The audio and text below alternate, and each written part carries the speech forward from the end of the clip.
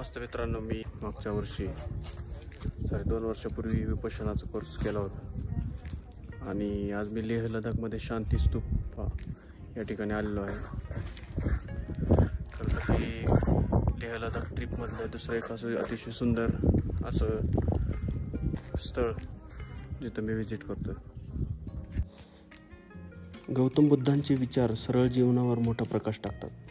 त्यांचे उपदेश आणि शिकवण जीवनाच्या साधेपणावर आणि शुद्धतेवर आधारित आहे. सरळ जीवन म्हणजे एक साधा आणि स्पष्ट नैतिक जीवनशैली जे आत्मज्ञान आणि आंतरिक शांती साधण्यास मदत करते. सहिष्णुता आणि करुणा यांचे आपल्या जीवनामध्ये खूप महत्त्व आहे.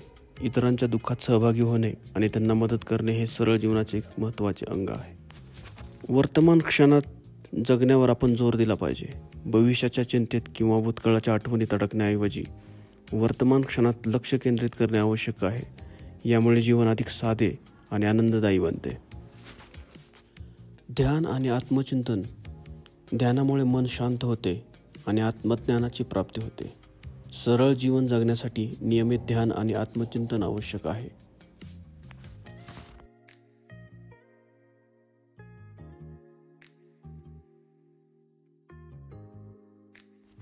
सत्य बोलणे, अहिंसा पाळणे आणि इतरांच्या प्रती करुणा बाळगणे हे नैतिकतेचे मुख्य आधार आहेत.